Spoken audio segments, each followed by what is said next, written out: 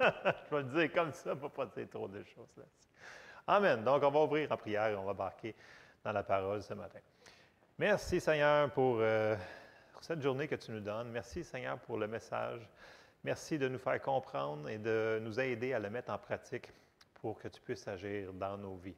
On te demande ton aide dans le nom de Jésus. Amen. Vous savez, on a besoin de son aide, mais il faut qu'on fasse une partie. Il y a la partie de la personne qui va enseigner, donc que ce soit moi ou n'importe qui va venir ici qui va enseigner. Il y a la partie de Dieu qui va donner le message, mais il y a aussi la partie de nous dans l'Assemblée. Comment que le message va être reçu. Et la réception va grandement affecter ce que nous autres, on peut dire en avant. Parce que des fois, vous savez, on fait une partie de nos notes, mais des fois, on ne peut même pas se rendre à la fin. Parce que ça prend une réception. Okay? C'est comme un livreur, c'est comme un postier, c'est un facteur, comme on dit ça, là, facteur, oui, c'est ça. Donc, il y a la livraison, il y a la réception. Ça prend les deux. Est-ce que vous êtes réveillés ce matin? Oui, on va se rendre là. Oui, OK, amen. OK. Restez connectés, j'ai besoin. Puis, bon, ce matin, c'est rien que vous avez déjà pas entendu, là. Je vous le dis tout de suite. C'est déjà tous des versets que vous avez. Si vous avez lu votre Bible, vous avez tout entendu ça. Mais il faut le réaliser et il faut surtout le mettre en pratique.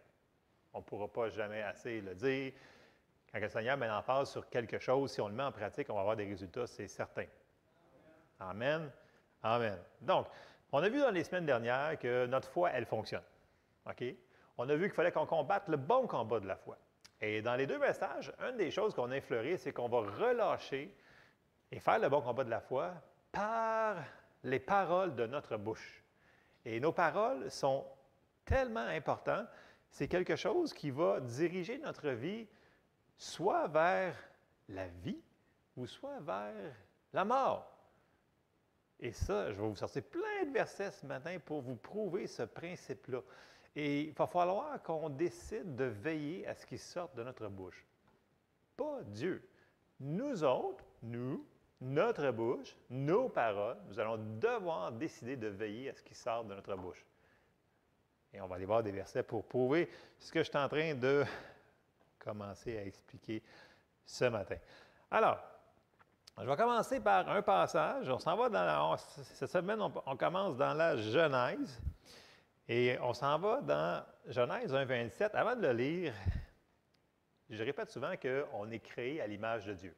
On peut lire le verset tout de suite, là, c'est Genèse 1,27 pour ceux qui suivent en arrière. Là, c'est Dieu créa l'homme à son image. Il créa à l'image de Dieu, il créa l'homme et la femme. Un petit peu plus loin, il va dire, il créa l'homme à sa ressemblance. Donc, on est beaucoup comme Dieu. On dit, ah non, sacrilège, on ne peut pas être comme... Oui, parce qu'on a été créé à son image, à sa ressemblance.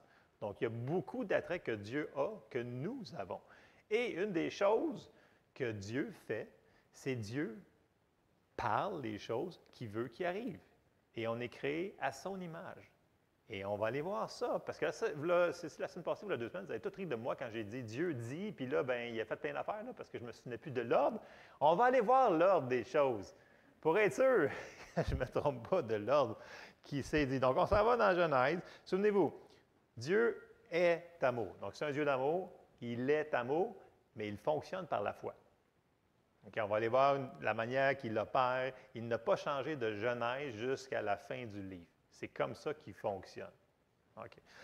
Genèse 1, verset 3. Dieu dit que la lumière soit, et la lumière fut. C'est pas compliqué ce matin, mais il va falloir qu'on réalise. Et on va être répétitif. On va dans Genèse 1, 6. Dieu dit qu'il y ait une étendue entre les eaux et qu'elle sépare les eaux d'avec les eaux. Et on sait ce qui s'est passé. Genèse 1, 9. Dieu dit que les eaux qui sont au-dessous du ciel se rassemblent en un seul lieu et que le sec apparaisse. Et cela fut ainsi. Genèse 1, 14.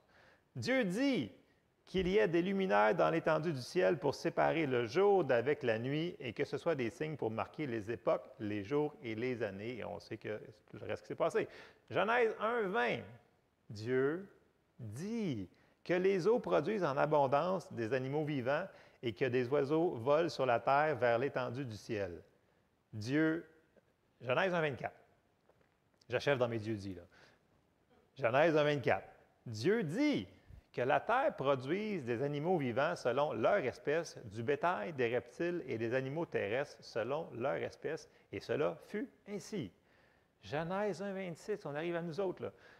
Puis Dieu dit, faisons l'homme à notre image, selon notre ressemblance, et qu'il domine sur les poissons de la mer, sur les oiseaux du ciel, sur le bétail et sur toute la terre, et sur tous les reptiles qui rampent sur la terre.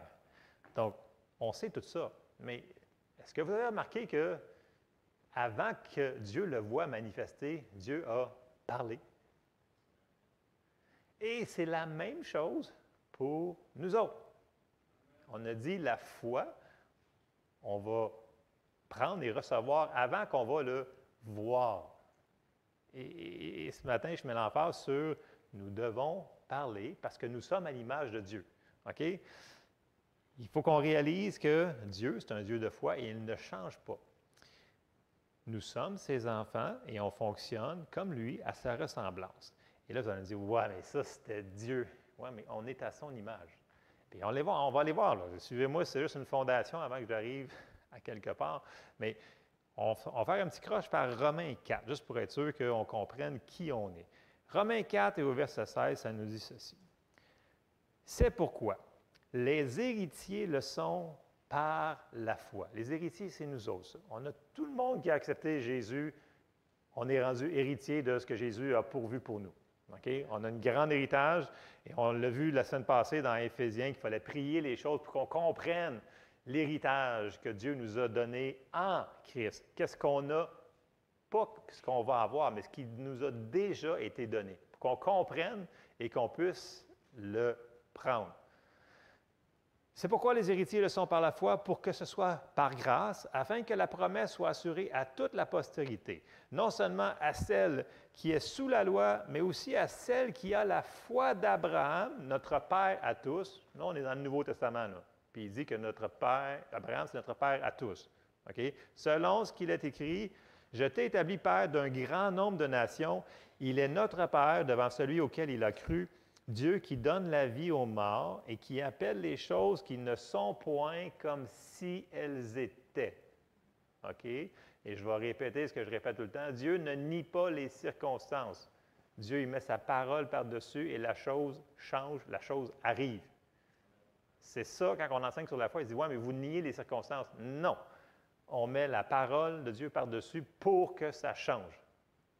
C'est ça qui est la différence. C'est ça qui est écrit ici. On est héritier par la foi des promesses, comme Abraham. Puis comme je vais vous le rappeler, souvenez-vous qu'Abraham a reçu des promesses. Puis là, pendant toutes ces années-là, il ne l'a pas vu, il ne l'a pas vu, il ne l'a pas vu. Mais la chose s'est grandement accélérée quand Dieu a dit, OK, tu n'es plus père d'une multitude, là, tu es père d'une multitude de nations. Excusez, au début, Abraham, ça faisait père élevé, grosso modo. Là. Mais là, il a fallu qu'il change son nom. Pour qu'il change ses confessions. Puis là, à chaque fois que quelqu'un parlait à Abraham, il venait de dire père d'une multitude de nations. Ou quand il se présentait, bonjour, je suis père d'une multitude de nations. Dieu voulait qu'il ait cette parole-là, cette confession-là dans sa bouche. Et on voit que pas longtemps après, tout de suite, quand il est mis à dire père d'une multitude de nations, pouf, Isaac est arrivé. Vous irez voir pour vous-même, c'est accéléré. Parce qu'il l'a entendu pendant une trentaine d'années, la promesse. Vous allez voir, dès qu'on voit Abraham, donc, qu'est-ce que je veux dire, c'est que Abraham nous est cité comme notre père de la foi. Donc, Abraham a fait la même chose. Il a dit les choses qui ne sont point comme si elles étaient. Donc, il a parlé avant de le voir. Et nous autres, il faut qu'on fasse la même chose. 2 Corinthiens 4, 13. Et comme je répète souvent, la foi, elle parle. 2 Corinthiens 4, 13 nous dit, « Et comme nous avons le même esprit de foi qui est exprimé dans cette parole de l'Écriture, j'ai cru, c'est pourquoi j'ai parlé. Nous aussi, nous croyons, c'est pour cela que nous parlons. » La foi ne peut pas rester silencieuse. OK? Oui, des fois, on va prier silencieusement avec le Seigneur, mais normalement, quand on prie avec le Seigneur, on parle à voix haute aussi. Là. Je vous encourage fortement. Ceux-là qui prient tout le temps à voix basse, ce n'est pas vraiment ce qu'on voit dans la Bible. On parle, OK? Puis on prend le temps pour écouter aussi. Mais la foi, elle parle. Et là, on a vu au début que Dieu a tout créé par, il l'a dit, on est créé à sa ressemblance. Il y a tellement de passages là-dedans qui sont... Puis il y avait tellement d'exemples, mais j'ai vraiment condensé ce matin. Et le point que je veux faire, c'est qu'on est vraiment à l'image de Dieu. Mais là, ce qui arrive souvent, c'est que là, je dis, ouais, mais c'était Dieu.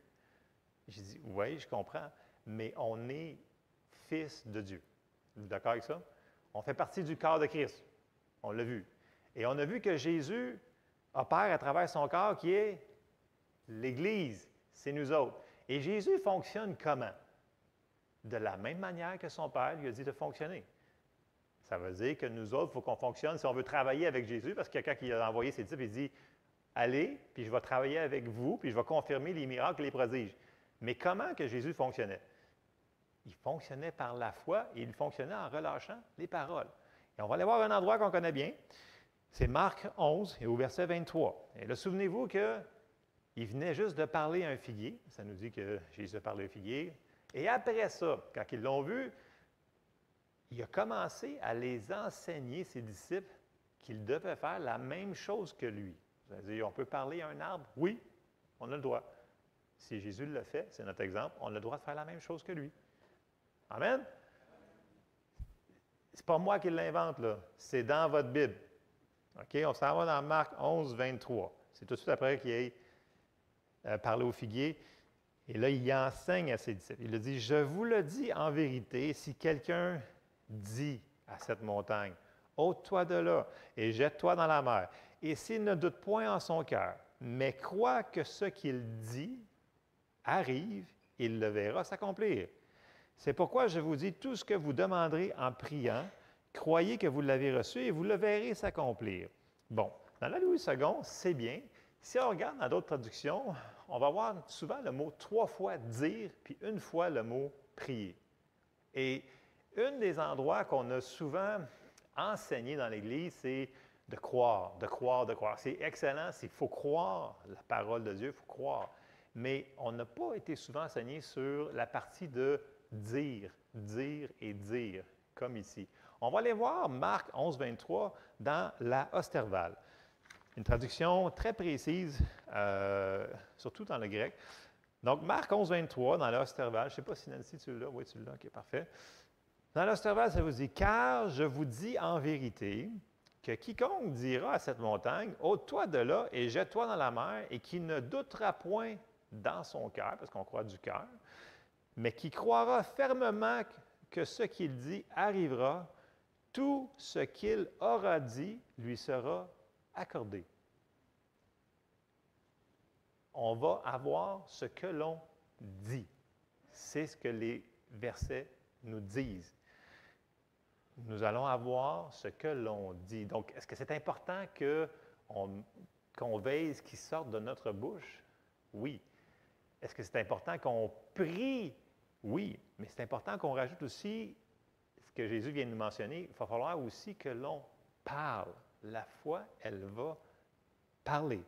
Et pour les gens qui m'ont dit « Ouais, mais ça, c'était Dieu. » Oui, mais Jésus, c'est notre exemple. OK? On fait partie de son corps, puis il nous dit « Jésus, il est au ciel présentement. » OK? D'accord avec ça? Jésus est au ciel. Il va revenir, on le sait qu'il va revenir. Mais son corps, l'Église, c'est nous qui devons travailler. Et Jésus fonctionne par la foi. Et on doit faire exactement ce que Jésus nous demande de faire. Puis, sans embarquer dans tout ce que Jésus a fait, mais si vous vous souvenez, Jésus, il a parlé à la tempête. Jésus, il a parlé à Bartimée, l'aveugle. Il n'a pas imposé les mains. Il a parlé. Va, ta foi soit faite. Il a parlé à la fièvre. Il a parlé à plein de choses. Et souvent, on passe par-dessus et on se dit, oh, ben, est-ce que Jésus priait et imposait les mains? Oui, Jésus priait et imposait les mains. Ça fait partie de la guérison.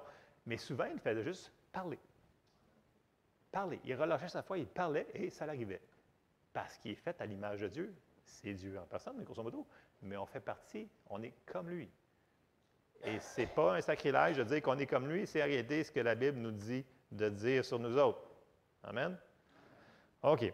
On s'en va dans... Parce que souvent, quand on parle de confession, souvent je parle de confession, les gens ils disent « Ouais, mais ça c'est négatif, parce que les confessions, grosso modo, c'est pour dire que... c'est pour confesser nos péchés. » Oui, confession, le mot « confesser » est utilisé pour dire confesser les péchés. Bon, OK, c'est moi qui l'ai fait, cette affaire-là. C'est moi qui ai mangé le gâteau qui traînait sur la table. J'ai tout mangé, c'est moi. Bon, je confesse. Bon, mais la partie négative des confessions, c'est ça, c'est de confesser nos péchés, mais la partie positive, c'est de confesser notre foi en Dieu. Ça, c'est la partie positive des confessions. Et nos confessions doivent être plus souvent dans le positif que dans le négatif. Parce que souvenez-vous, on va avoir ce qu'on va avoir dit. OK, OK, on va l'avoir. Hébreux 4, 14. Ainsi, puisque nous avons un grand souverain sacrificateur qui a traversé les cieux, Jésus le Fils de Dieu, demeurons fermes dans la foi que nous professons. Ici, le mot professons, il est traduit partout ailleurs par confession, c'est le même mot, c'est demeurons fermes dans la confession de ce que l'on dit. Traduit plus littéralement, là, ici dans Hébreux 4, 14, je l'ai laissé dans la Louis II pour garder ça simple, là, mais ça dit « Demeurons fermes à dire la même chose. » Ça veut dire quand on commence à dire une confession de foi, restons constants à dire la même chose. C'est dans la constance de nos paroles qu'on va les voir se manifester. Parce qu'on l'a déjà reçu. C'est juste que dans le naturel, il faut que ça prenne un temps, qu'il y ait des choses qui se placent. Ça, c'est hors de nos mains. Notre travail, nous autres, c'est de croire et de continuer à dire. OK? On veut parler, confesser de ce que l'on veut, pas de ce qu'on ne veut pas. Fait qu'il y a des choses qu'il va falloir qu'on arrête de dire. On va en parler plus dans quelques secondes. Et ça, c'est une loi spirituelle. Qu'on le veuille ou qu'on ne le veuille pas, on va avoir ce que notre bouche va dire. Un passage, c'est dans Jacques. Je m'en sers souvent, mais quand on parle sur les confessions, on ne peut pas... on pourrait, mais c'est un passage qui est tellement clair sur la puissance de ce que l'on dit, nous autres. C'est sûr qu'on a autorité sur nos enfants qui sont jeunes, dans notre sphère d'autorité. On ne pourra pas dire à quelqu'un, nos confessions sont pour nous autres. OK?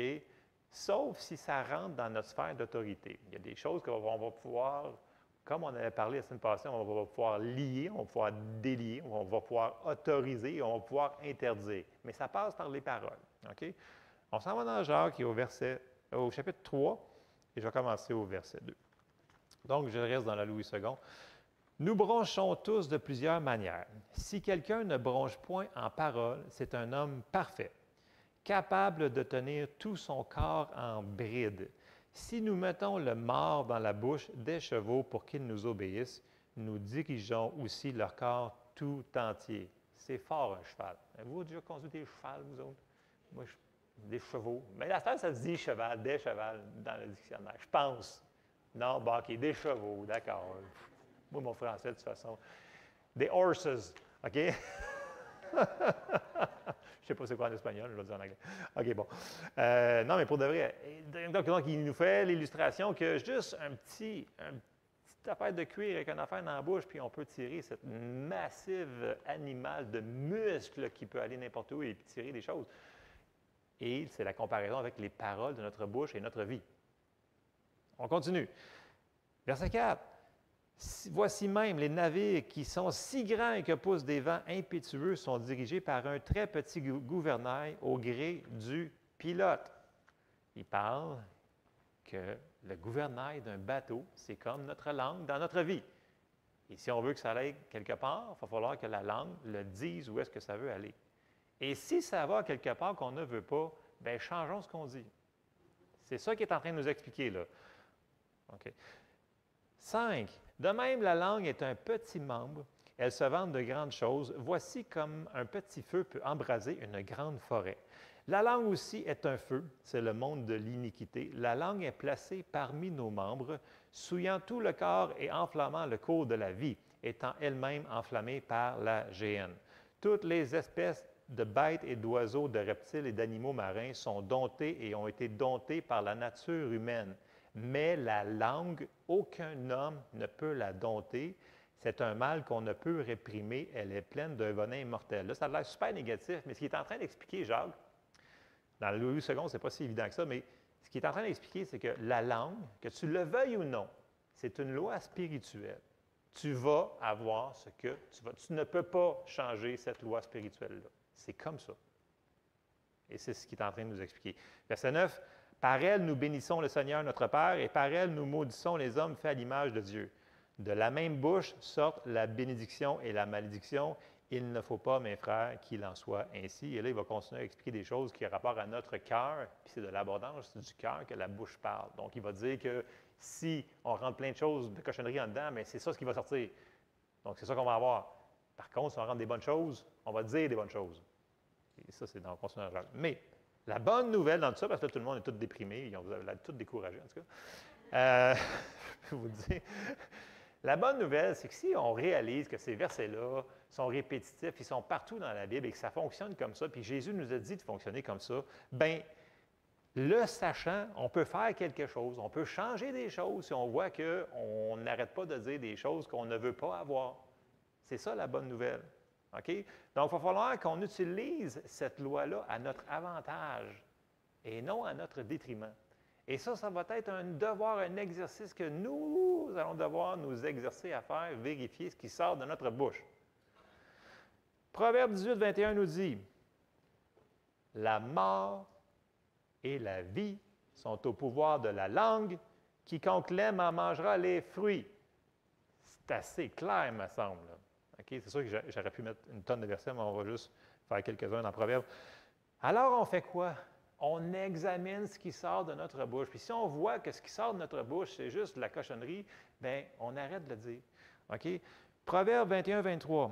Celui qui veille sur sa bouche et sur sa langue préserve son âme des angoisses. Ensuite, une chose qu'il nous dit aussi dans les Proverbes, si on parle moins, on va faire moins de niaiseries. Je vais le simplifier comme ça. OK? Toute chose n'est pas bonne à dire, en passant. Même si vous l'avez vu, vécu, ça ne veut pas dire qu'il faut le répéter. Ça nous dit dans Proverbe 10, 19, « Celui qui parle beaucoup ne manque pas de péché, mais celui qui retient ses lèvres est un homme prudent. » Donc, il nous dit, écoute, parle pas trop. OK? Vous lirez entre les lignes, vous irez revoir les proverbes. Il y a plein de beaux versets comme ça qui nous parlent sur les puissances de parler, ce que ça va faire dans notre vie, parce qu'on peut blesser avec notre langue, on peut guérir avec notre langue. Plein de choses qui sont des pépites à aller chercher dans les proverbes. Une autre chose qu'on peut faire, c'est « Seigneur, aide-moi ». OK? À mettre cette langue-là sous contrôle. Et vous avez un précédent pour ça. On a Psaume 141, et là, David, il dit « Éternel, mets une garde à ma bouche, veille sur la porte de mes lèvres. » Fait que, tu sais, au lieu que ça sorte tout de suite ce que vous voulez dire, je vais dire ma manière de penser, cette personne-là. Tu sais, il y a un dicton, là, tournez votre langue cette fois, là. C'est pas mauvais, là, mais dans le sens que, Seigneur, aide-moi à ne pas trop parler, parce qu'on peut détruire avec notre langue. Bon. Comme je l'ai répété tantôt, c'est notre bouche. Donc, qui c'est qui décide de parler? Bien, c'est nous autres. C'est nous autres qui doivent décider de dire la vie ou de dire la mort. Puis, il ne faut pas dire « ouais, mais non, ce n'est pas important ». Oui, c'est important, parce que selon la Bible, c'est la vie ou la mort. Je sais que tout le monde veut la vie, là, mais est-ce qu'on est prêt? Est-ce qu'on est assez tanné d'avoir des choses qui ne sont pas le fun dans notre vie, qu'on va changer jusqu'à ce qu'on dit? C'est très silencieux. Hein? OK. Ce que l'on est présentement, là, c'est le résultat des paroles qu'on a dites sur notre vie dans le passé. Fait que si vous n'aimez pas ce que vous voyez présentement dans votre vie, là, bien, commencez à changer ce que vous dites sur vous-même. OK? Non, mais pour de vrai, il y en a qui viennent, là, ah, je suis tellement fatigué, là, je vais mourir, là, je suis tellement ci, puis je suis tellement ça. Puis là, c'est tellement dur, puis c'est tellement peiné. Ah, puis là, Nommez les choses négatives. Écoutez, on vit dans un monde qui est programmé pour qu'on soit pareil à ce monde-là. Puis tout le monde, qu'est-ce qu'ils font? Ils chialent. Et ils disent des choses négatives. Puis là, tout ce qu'ils vont dire, ah ben là, bien entendu, là, l'hiver s'en vient. Fait que là, la grippe s'en vient, mais c'est sûr que je vais la pogner. Avez-vous entendu ça? Moi, je l'ai entendu tellement souvent, là, et c'est sûr que ça s'en vient, là, fait que je vais l'avoir moi aussi. Bien, qu'il te soit fait selon ta foi. C'est pas gentil. Oui, mais c'est ça, veiller à sa bouche. On n'est pas obligé de le dire, cette affaire-là, comme eux autres. Mais je sais qu'il va y avoir, à la job, les 20 autres personnes ou 30 autres personnes que vous travaillez avec, ils vont dire cette affaire-là. Mais nous autres, on est différents. On n'est pas obligé de le dire. On sait que c'est une loi spirituelle qu'on va avoir ce que l'on dit. Et on n'est pas obligé d'avoir la grippe. Donc, on peut dire merci Seigneur. Quand le pogné, ça dit de dire, je dis merci Seigneur parce que moi, j'ai une alliance de guérison. Puis merci Seigneur parce que moi, je suis guéri de peu importe ce qui va arriver. Je prends la grippe, par exemple, parce que je l'entends tellement à l'automne. Écoutez, c'est les oreilles, là, si vous portez attention de ce qui se passe autour de vous, vous allez entendre des choses. Ah, man, ils sont tombés négatifs, tout le monde. Puis, vous allez n'importe où faire votre épicerie, peu importe, là. Le monde dit, ah, c'est donc bien place, ça va mal. Ah, check ça, la ligne, comment que c'est long. Je te gage, ça va prendre 1 heure avant que je passe pour payer mon panier. Puis comme de fait, si tu es dans la même personne, la ligne est super longue tout d'un coup, la caisse, ça ne fonctionne pas, puis tout le monde... Donc, dans ce temps-là, vous pouvez dire d'autres choses pour contrecarrer ces paroles-là. Parce que si on se laisse entraîner avec le monde, on va à la même place que l'autre. Et c'est du négatif. Et c'est fatigant d'attendre 1 heure pour payer ton panier d'épicerie. Premièrement, ta crème glacée à fond. Et ça, c'est vraiment pas cool. Mais bref, ce que je veux dire, j'ai un amen de ma même amen. Mais c'est pas ça le point. Le point, c'est qu'on se laisse entraîner comme tout le monde, comme si on avait zéro chose à faire là-dedans. Et ce n'est pas ce que la Bible nous dit de faire. Elle nous dit faites de quoi? Donc, parlons différemment du monde. Come on! C'est ça. Puis là, autre point que je vais adresser, là, c'est quand on parle sur la puissance de nos paroles. Bon, là, les gens me disent, bon, ça y est, il a encore enseigné sur la puissance des paroles, je ne peux plus rien dire. Fait que là, les gens vont dire, bien, c'est ça y est. Là, à la maison, ils sont là, puis là, je ne dirai pas que j'ai mal à quelque part, parce que, voyons, ils disent, puis parler. OK, un petit peu de sagesse, là. OK. Quand il y a des choses... J'ai répété qu'on ne nie pas les circonstances, mais qu'on appelle les choses qui ne sont point comme si elles étaient. Okay. Donc, supposons que vous avez quelque chose dans votre corps et que vous devez aller chez le médecin. C'est bon d'avoir un médecin en passant. Okay? Ils sont là pour nous aider. Ils combattent la même affaire que nous autres. Et là, vous allez chez le médecin, vous ne disiez pas « Ah oui, je viens de voir parce que par ces meurtrissures, j'ai été guéri. » Ça serait un petit peu pas gentil. Dans le sens que ce n'est pas de le dire une fois ou deux qui va nous amener dans le fossé. C'est de faire cette confession-là une réalité versus la réalité, ce que la Bible nous dit. Donc, quand vous allez chez le médecin, vous dites « j'ai mal là », puis c'est là que ça fait mal, puis c'est ça. L'autre chose que j'entends aussi souvent, les gens vont dire constamment « ah, ça va mal », puis là, ça va mal, puis... mais... Par la foi, là, tu sais, là, je suis béni en passant. Mais ça ne change pas que tu rajoutes par la foi, ça ne change absolument rien, là. OK, on va faire un autre cas scénario. Supposons que quelqu'un a mal à quelque part. Puis là, elle chiale toute la journée, toute la semaine, elle dit, là, mes pieds me font tuer, que je vais mourir, j'ai tellement mal. Mettez-vous où est-ce que vous avez mal, peu importe, là. Puis là, ils vont dire ça. Puis là, quand ils voient quelqu'un qui est chrétien, ils vont dire, ah, mais là, par la foi, je suis guéri, là. Ça va changer absolument rien. Là. Parce que toute la semaine, vous dites, j'ai mal et je vais mourir de ça. J'ai mal, puis ça fait tellement mal que j'ai mal. Puis là, vous le dites à tout le monde que vous voyez. Vous allez au dépanneur, vous allez à l'épicerie, vous allez travailler, puis tout ce que vous dites, c'est des choses négatives. Au lieu de mettre une garde dans notre bouche, puis de le dire aux personnes qui ont besoin de le savoir, votre conjoint, votre famille, quelqu'un qui va s'accorder avec vous autres, le médecin qui a besoin de le savoir. Vous me suivez? C'est comme quand on amène notre auto au garage. Vous ne dites pas, écoute, trouve rien, là. Parce que je ne vais pas le faire réparer, je ne veux pas gaspiller de l'argent. Mais c'est la même affaire qu'on fait quand on dit, ça c'est un autre, ça. OK, prie pour moi, là, je m'en vais chez le médecin, là, fait que j'ai un bon rapport puis qu'il y ait absolument qui sort rien sur le rapport. Là, ça veut dire que tu ne veux pas qu'il trouve ce que tu as, finalement. Mais comment veux-tu qu'on se batte contre quelque chose qu'on ne sait pas? On entend ça si vous autres, vous ne l'entendez pas. Portez attention sur les gens qui sont autour de vous. Moi, je ne prie jamais qu'une personne qui m'amène comme ça. Elle a prié avec moi, là, que j'ai vraiment un bon rapport du médecin. Bien, on peut prier pour que le médecin, c'est la meilleure intelligence, puis qu'on ne fasse aucun test qu'on n'a pas besoin de faire, aucune piqûre qu'on a besoin de savoir, aucun médicament, aucune chose qu'on n'a pas de besoin, mais ce qu'on a de besoin, qu'on l'ait, s'il vous plaît, puis après ça, on rajoute notre foi. Donc, si vous allez au médecin à l'hôpital, priez pour le concierge, la technicienne, l'infirmière, le médecin, toute la gang. Mais ne dites pas, « Ah non, Seigneur, je ne veux pas avoir de... » En réalité, vous priez dans la peur. Et la peur, c'est l'antipode de la foi. Ça ne fonctionnera pas. Non? Priez pour votre guérison, non ce que la personne ne trouve pas au rayon X ou aux prises de sang, ce qu'ils vont avoir. Là. Ça semble être niaiseux, ce que je dis là. Je l'entends trop souvent, malheureusement.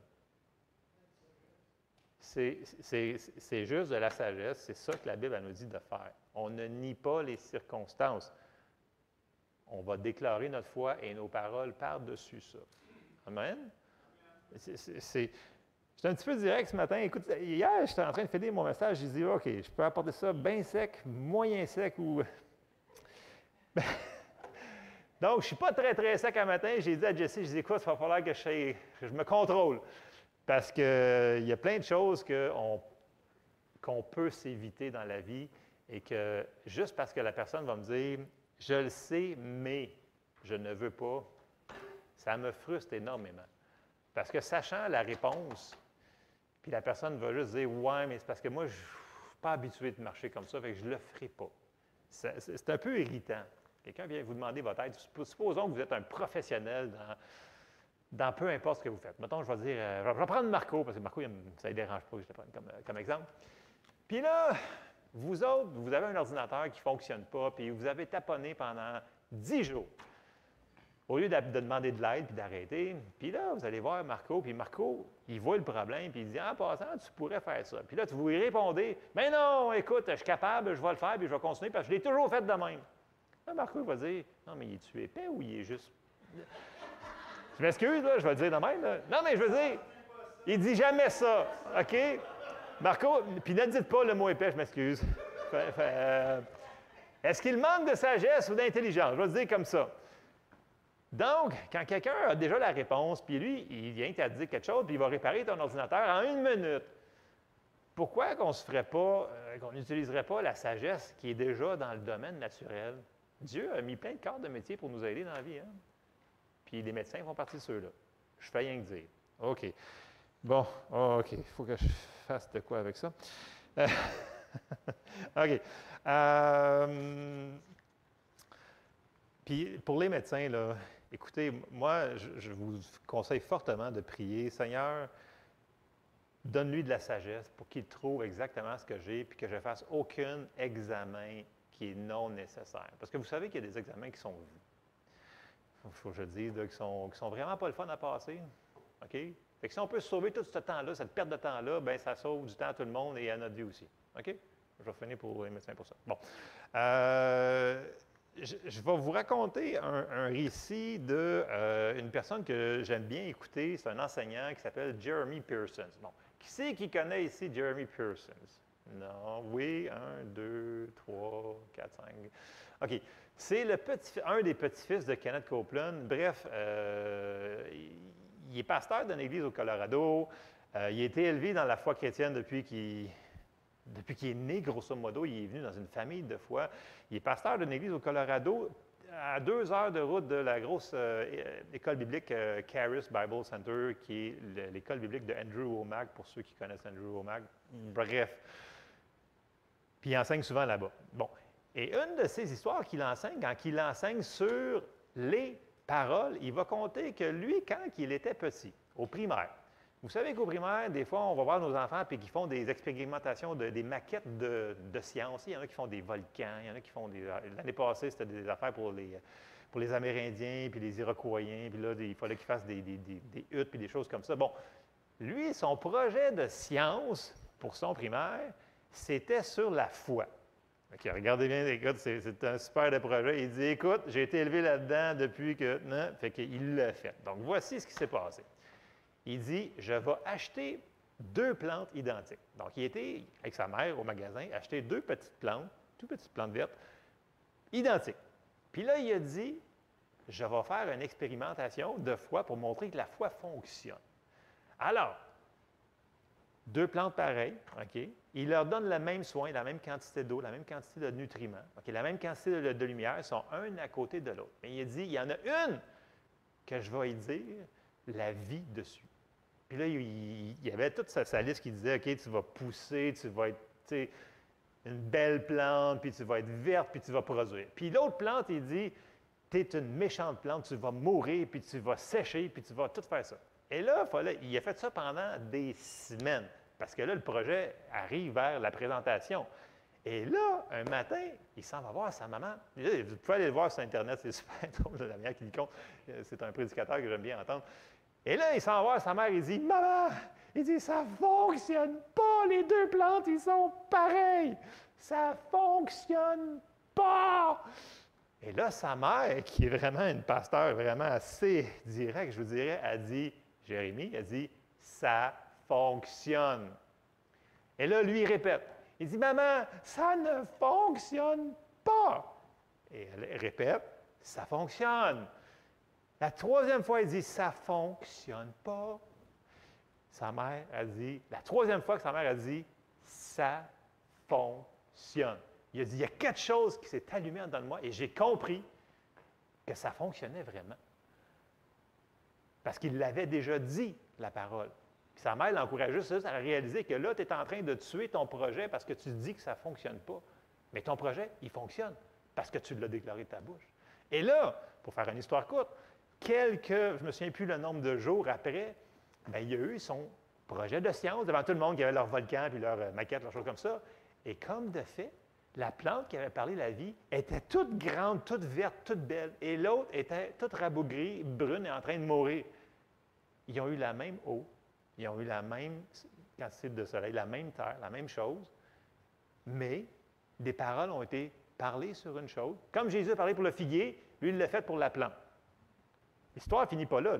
Et là, écoute, lui, il était super encouragé dans sa foi. Il dit, « Wow! » Il dit, « Regarde la puissance de mes paroles que j'ai réussi à faire avec la plante. » Fait que là, il revient à la maison, il met les plantes sur un étagère. Et là, personne ne pense aux plantes, ils mettent des livres sur l'étagère. Et ils oublient la plante pendant, je ne me souviens plus comment de mois, mais ils ont oublié la plante là. Et vient à savoir qu'ils enlèvent des livres, puis ils voient les plantes. Bien, la plante qui avait déclaré la vie dessus était encore en vie, était encore verte. Comment voulez-vous qu'une plante survive tant que ça sans avoir mis de l'eau dedans? Puis comment Je vous donne ça comme exemple pour dire la puissance qu'on a dans notre bouche déjà là. La clé, c'est la constance dans tout ça. Parce qu'au début, il croyait vraiment ces passages-là, même si c'était un enfant du primaire. Là. Mais quand il ne l'a pas vu se manifester, il a dit « ça ne fonctionne pas ». Mais on parle ce qu'on veut avoir avant de le voir. Et c'est là que sa mère l'a aidé à reprendre sa foi sur ses confessions et à se rendre jusqu'à la manifestation. Je sais que, si c'est la première fois que vous entendez ça ce matin, vous allez dire « Ah, c'est vraiment bizarre cette affaire-là ». Écoutez, c'est la parole de Dieu et c'est partout dans notre Bible. L'affaire, c'est qu'il va falloir qu'on décide d'inspecter ce qu'on dit. Tu sais, là, quand je disais tantôt, là, tout le monde, ils disent « Ouais, mais je suis tellement ci, je suis tellement ça ». Est-ce que vous êtes fatigué d'avoir le même résultat dans certaines situations de votre vie? Est-ce que vous êtes assez à bout pour essayer de faire quelque chose qui s'appelle la parole de Dieu, puis de mettre nos paroles en application? Parce qu'il y en a vraiment, quand on leur dit ça, ils ne le font pas.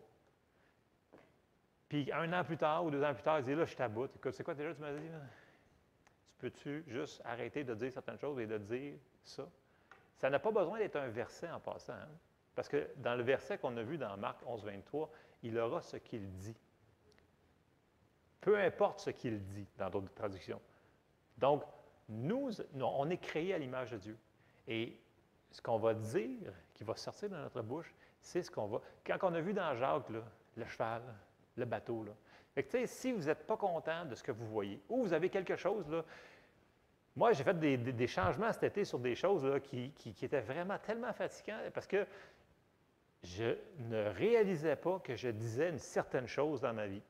Surtout le soir, quand tu as fini de travailler, puis là, tu arrives, tu dis « Ah ouais, en passant, aujourd'hui, c'est passé telle chose. » Puis comme d'habitude, c'est arrivé de même.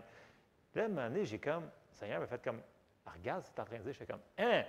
Je suis en train de dire ça à chaque soir. » Là, je fais comme, « Wow! » Donc, le soir, au lieu de dire « Hey, aujourd'hui, c'est arrivé. » Même si c'est arrivé aujourd'hui, je ne dis plus la même chose. Je dis l'inverse.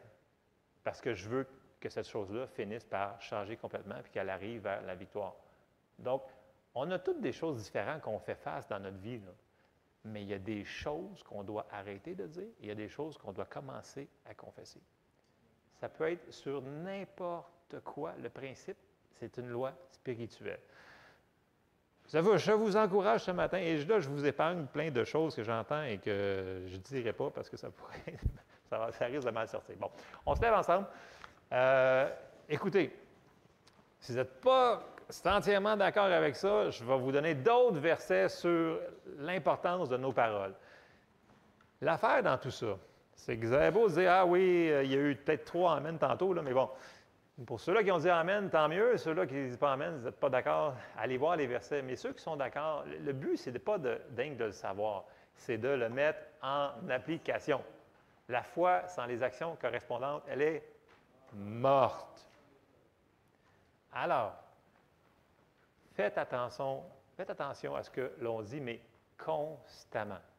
Je ne vais pas vous mettre sur un fardeau ou une condamnation ou aucune affaire. Je fais rien que vous dire que c'est quelque chose que le Seigneur m'a mis à cœur dernièrement pour que moi, parce que le Seigneur dit toujours avec nous autres avant de pouvoir l'enseigner à quelqu'un d'autre, si on veut combattre correctement ce qui se passe dans nos vies, là, dans la vie de nos familles, là, une des armes que Dieu nous a données, c'est justement celle-là, la puissance de nos paroles, parce que notre foi fonctionne comme ça. Et Dieu va veiller sur ce que l'on va dire dans le positif. Amen? Amen. On termine en prière.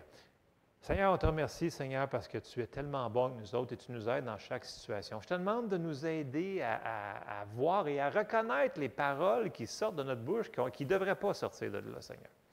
Père, je te demande de nous aider, de donner de la sagesse à chaque personne ici, qu'on puisse dire les bonnes choses au bon moment, Seigneur. Et Seigneur, mets une garde dans nos bouches s'il faut que ça ne sorte rien pour qu'on puisse construire la vie autour de nous, dans notre famille et dans toutes les circonstances de nos vies que l'on vit à chaque jour. Je te remercie, Seigneur, parce que tu es avec nous autres, Seigneur, tu es en nous pour nous aider dans ces choses-là. Je te remercie de nous aider dans toutes ces situations-là. Dans le nom de Jésus.